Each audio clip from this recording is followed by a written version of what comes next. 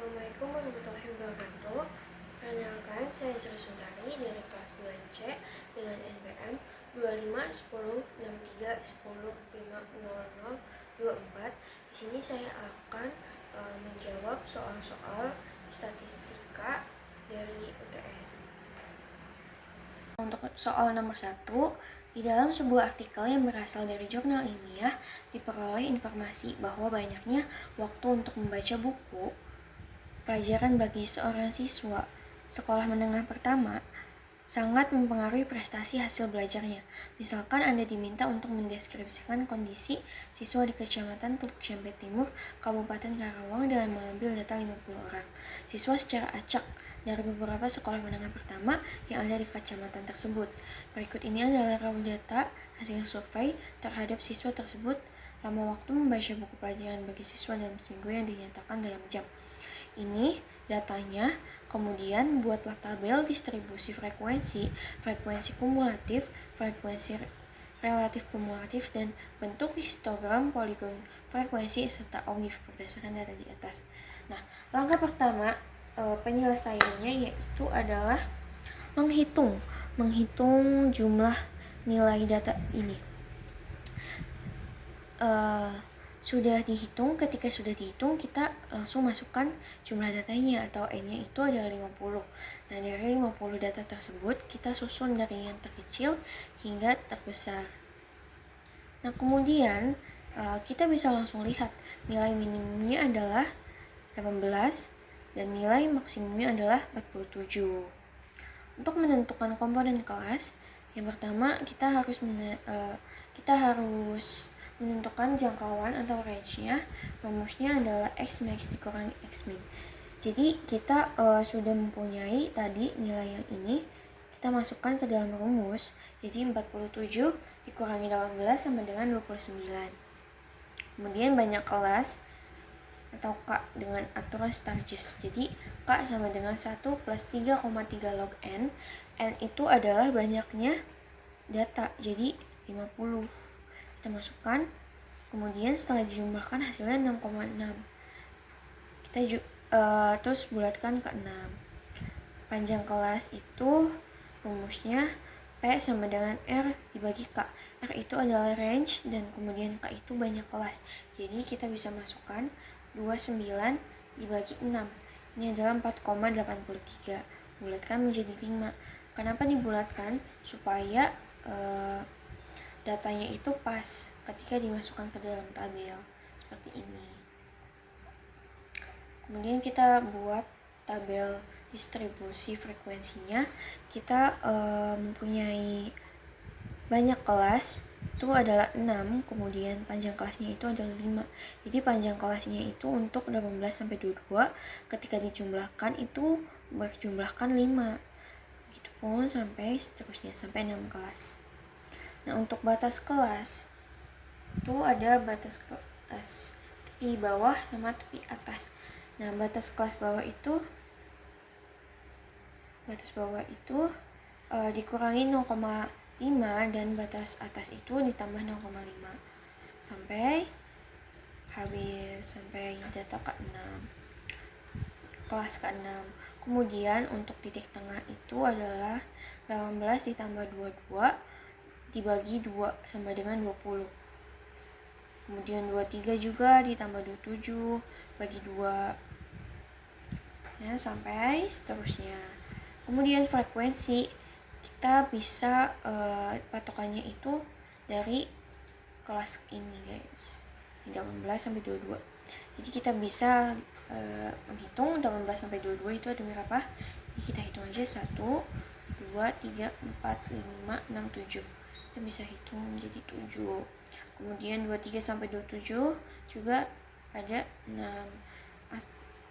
Selesaikan sampai sampai kelas ke-6. Kemudian frekuensinya kita jumlahkan jadi 50. Nah, untuk frekuensi kumulatif kita jumlahkan data ini, data frekuensinya. Jadi 17 ditambah 6 itu 13, kemudian 13 ditambah 14 itu 27, Dan 27 ditambah 20 itu 47. 47 ditambah 2 itu 49. 49 ditambah 1 itu 50. Nah, untuk frekuensi relatif kumulatif itu frekuensi kumulatif dibagi 50 kali 100%. Jadi 7 dibagi 50 kali 100% itu 14%. Kemudian 13 dibagi 50 adalah dibagi 50 kali 100% adalah 26%. Sampai kali data frekuensi kumulatif kali 50 tuh dibagi 50 kali 100%, 100% ini nilai sempurnanya, guys. Selanjutnya, untuk membentuk histogram, poligon, dan ogive, ini kita bisa mulai dari histogram terlebih dahulu. Jadi untuk sumbu X-nya itu menggunakan batas kelas bawah yang ini. Kemudian di sumbu Y-nya dengan frekuensi. Jadi batas kelas bawah 17,5 itu frekuensinya di 7. Begitupun 22,5 itu di 6 dan 27,5 itu di 14 sampai akhir itu 47,5 itu di 1. Nah, untuk poligon di X-nya itu sumbu X-nya itu menggunakan titik tengah. Jadi ini nih yang 20. Kemudian di Y-nya itu frekuensi. Jadi 20 itu 7. 25 itu frekuensinya 6. 30 itu 14. Nah, sampai 45 itu 1. Selanjutnya ogive di sini menggunakan batas kelas atas pada sumbu X dan frekuensi kumulatif pada sumbu Y. Jadi di sini batas kelas atas, di sini frekuensi kumulatif relatif. Jadi garisnya itu naik ke atas sampai nilai sempurnanya itu 100%. Nah, untuk soal 2 itu tentukan mean, median, modus, standar deviasi, dan varians dari data berikut. Data berikut itu sampel. Datanya itu 19, 20, 20, 27, 28, 31, 32, 32, 32, dan 33. Nah, kita seperti tadi kita jumlahkan, hitung dulu ini ada berapa datanya, itu ada 10.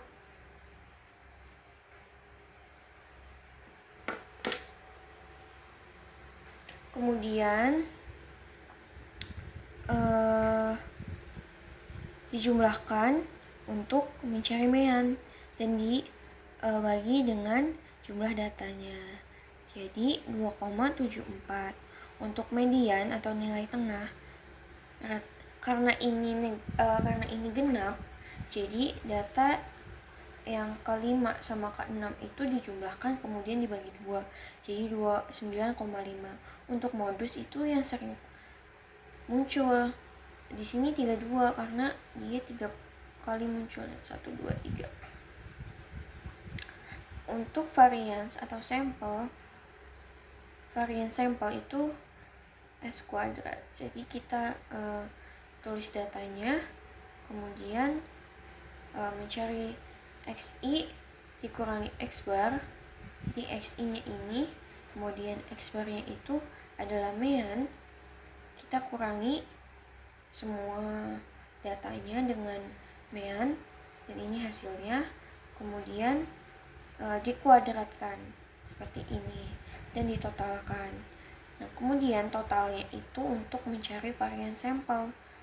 Dengan ini rumusnya, karena ini sampel jadi n nya itu dikurangi 1 jadi 9. Nah, seperti ini. Setelah dijumlahkan hasilnya jadi 32,044. Nah, untuk standar deviasinya, jadi standar deviasi itu varians yang diakarkan. Nah, hasilnya 5,66. Selesai. Lanjut, soal 3, tentukan mean, median, modus, standar deviasi, dan varians dari data berikut. Di sini sudah diketahui kelas limit dan frekuensinya. Kemudian frekuensinya kita jumlahkan, ini ada 30.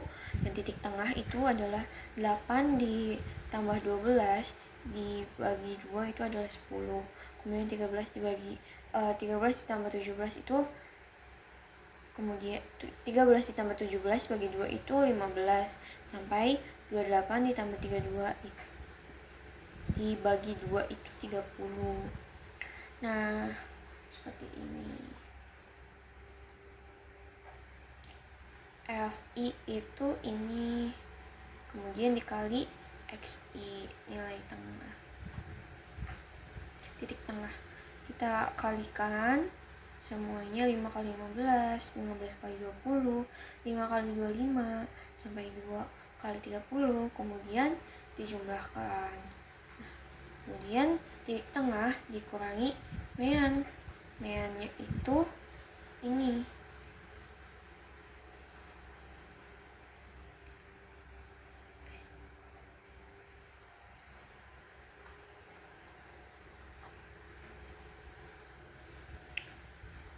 Kita meannya itu dari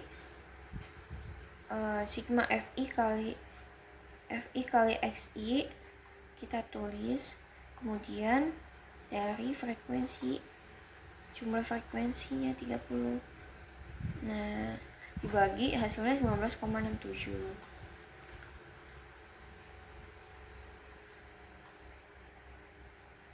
Nah, untuk median itu menggunakan interpolasi. Jadi setengah kali N setengah plus data kali 15 kelas 15 sampai 22, karena ini paling banyak. Frekuensinya 15. Nah, TB nya itu 16 dikurangi 0,5, jadi 17,5. Frekuensi kelas sebelum median itu 3 plus 8.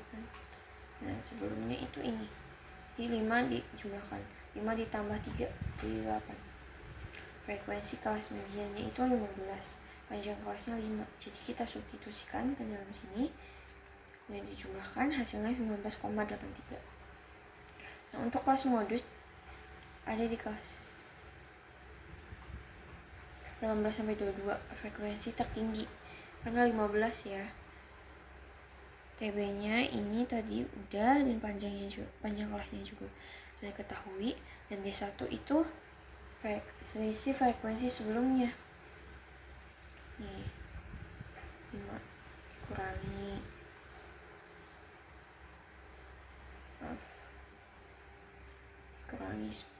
jadi 10, sedangkan D2 itu selisih frekuensi setelahnya.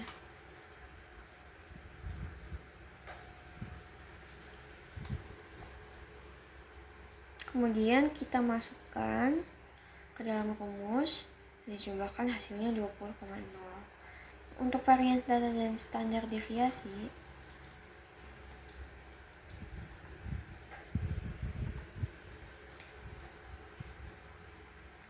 S-nya kita kuadratkan. Kita tadi udah mengalihkan, sudah menjumlahkan sigma FI kali XI dikurangi X bar kuadrat itu 759,9. Kemudian N-nya dikurangi 1, jadi kurangi 1, 26,20. Nah, jadi variansnya kita akarkan untuk standar deviasi. 26 itu adalah 5,12. Nah, selanjutnya nomor 4, sebutkan dan jelaskan level skala data menurut Stephen. Jadi menurut Stephen itu ada 4 skala. Yang pertama ada skala nominal. Data hanya berfungsi sebagai label atau kategori untuk membedakan objek tanpa adanya tingkatan atau urutan matematika. Contohnya jenis kelamin, warna mata, agama. Kemudian skala ordinal, data memiliki kategori yang menunjukkan adanya urutan, tingkatan, atau peringkat, namun jarak antar tingkatan tidak dapat diukur secara pasti. seperti contohnya juara lomba, tingkat pendidikan. Kemudian skala interval, data numerik yang memiliki urutan dan jarak antar nilai yang konsisten, serta dapat diukur. Nilai 0 pada skala ini bersifat relatif, bukan mutlak, artinya angka 0 tetap memiliki nilai. Contohnya, suhu dalam Celcius atau Fahrenheit. Suhu 0 derajat Celcius tidak berarti tidak ada panas sama sekali.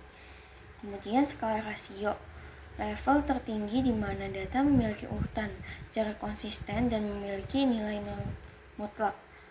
0 berarti benar-benar tidak ada atau kosong. Operasi perkalian atau pembagian valid di skala ini. Contohnya tinggi badan, berat badan, jumlah uang, pendapatan. Kemudian nomor 5, jelaskan kondisi rata-rata dan standar deviasi dari ketiga gambar dengan kurva nomor berikut. Gambar A itu adalah kedua kurva memiliki rata-rata mean yang sama karena puncak tertingginya di titik horizontal X yang sejajar seperti ini. Jadi dua-duanya itu nilai rata-ratanya sama, namun keduanya memiliki standar deviasi yang berbeda-beda, dan kurvanya yang lebih ramping dan tinggi memiliki standar deviasi lebih kecil atau data kelompoknya erat, sedangkan kurva yang lebih landai memiliki standar deviasi lebih besar atau datanya itu menyebar. Jadi ini meanya sama tapi standar deviasinya itu beda. Kemudian yang B itu kedua kurvanya standar deviasinya sama tapi meannya itu berbeda. Kemudian C itu kedua kurvanya meannya berbeda dan standar deviasinya juga berbeda. Nah, nomor 6,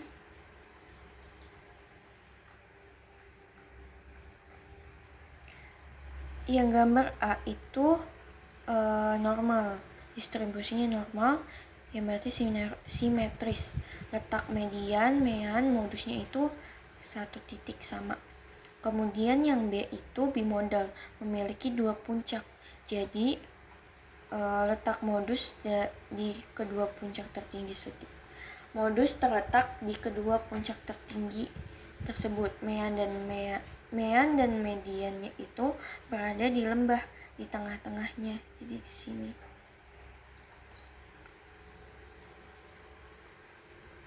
Letak kedua puncak tersebut jika bentuknya simetris.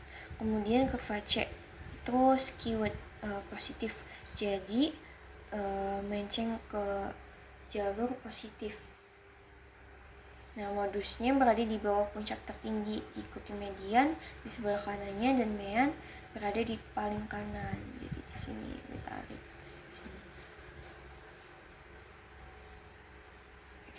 Kemudian D itu skewed to the left, jadi negatif, kebalikannya jadi yang tadi. Mean berada di paling kiri diikuti dengan median di sebelah kanannya dan modus di bawah puncak paling kanan.